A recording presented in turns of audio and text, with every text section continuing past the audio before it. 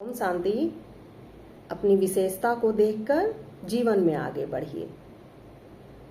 विशेषता को देखने से ही अपने अंदर भी विशेषता आती है और ये अच्छी बात है, ताकि हम दूसरे के कमी कमजोरियों पे ध्यान नहीं देते तो अपने भी कमी कमजोरी को नहीं हम आगे लाते और अपनी विशेषता को लेकर जीवन में आगे बढ़ते हैं और उन्नति के रास्ते को चलते हैं।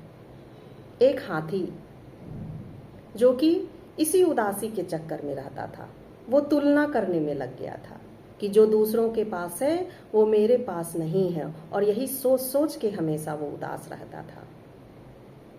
तुलना करना अच्छी बात नहीं है, वो हमें निराश करता है, असफलता के रास्ते लेके चले जाता है और हम जीवन में असफल हो जाते हैं।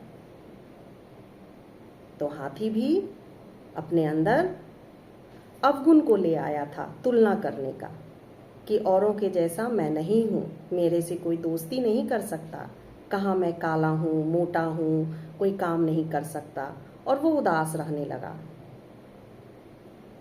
तो वो एक बार मोर के पास गया। मोर से कहता है, मुझसे दोस्ती करोगे? तो मोर कहता है कि चल जा, तू कहाँ मोटा और कहाँ मैं इतना सुंदर पंख, जब मैं नृत्य करती हूँ तो मैं इतनी मनमोहक हो जाती हूँ कि लोग मेरे आकर्षण के पीछे भागते हैं देखने के लिए मेरे नृत्य को। वो वहाँ से चला गया और बंदर के पास पहुँचता है तो कहता है, क्या मेरे से दोस्ती करोगे? तो बंदर कहता है कि तेरे से दोस्ती? मैं तो देखो तुरंत छलांग लगा के दूसरे पेड़ पे चढ़ जाता हूँ, तुम चढ़ पाओगे?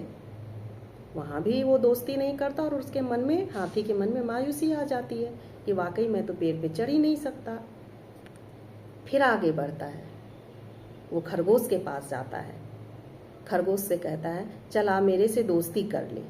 तो खरगोश कहता है, चल जा, कहाँ मैं गोरा, कहाँ मेरे फर वाले बदन, जो लोग मुझे गोद में उठा के घरों में पालते हैं, कितना बड़ा बड़ा छलांग लगाता हूँ मैं, तुम कर पाओगे? कहाँ तुम काला।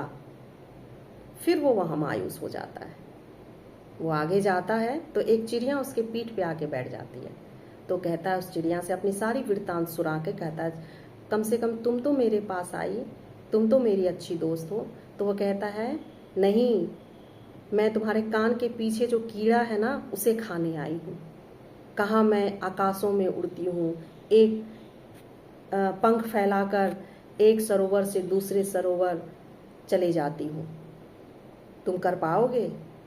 बेचारा थक थक के थक गया, चल चल के थक गया। वो एक पेड़ के नीचे सर झुका के रोने लगा। उसके सामने से एक घोड़ा दौड़ा तो वो सर उठा के उसे देख भी नहीं पाया।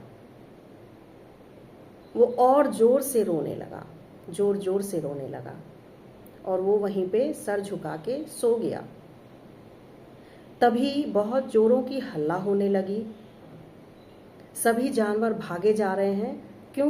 क्योंकि एक बाघ जो सब जानवरों का शिकार करने लगा, वो आतंक फैला दिया जंगल में। हाथी उठा और उसके सामने जाके खड़ा हो गया और इतनी जोर से चिल्लाया कि बाघ जो है दुम दबा के वहां से भाग खड़ा हुआ कि भाई इतना विशाल जानवर, और पीछे मुड़ के देखता है तो सभी जानवर उसे जोर जोर से धन्यवाद दे रहे हैं, उसका अभिवादन कर रहे हैं। तब हाथी को एहसास हुआ कि मैं भी बलशाली हूँ, मैं भी किसी का मदद कर सकता हूँ, मुझ में भी विशेषता है, मुझ में भी गुण है। वो उस दिन जाना कि मेरे में क्या विशेषता है और अपनी विशेषता को पहचान कर वो प्रसन्न हो गया। तो हम सभी भी अपने जीवन में, निराशा कब आती है? जब हम परमात्मा के दिए हुए जो अपने अंदर विशेषता है उसकी परख नहीं कर पाते, उसकी पहचान नहीं कर पाते और दूसरों से तुलना करने में लग जाते हैं। हम दूसरों के जैसा नहीं बन सकते, क्योंकि परमात्मा अपने बच्चे को सबको अलग अलग बनाया, सब में कुछ ना कुछ विशेषता दी है, सभी अपने में एक महत्वपूर्ण है, सबकी अपनी अपनी विशेषता, अपने अपने गुण हैं। तो उन विशेषता को पहचानिए और जीवन में उसे उतारने की कोशिश कीजिए और उतारकर सफलता को प्राप्त कीजिए। और दूसरों से तुलना करना और अपने को हीन भावना से देखना बंद कीजिए। तो आपकी विशेषता आप में 4 चांद लगा देगी। ओम शांति।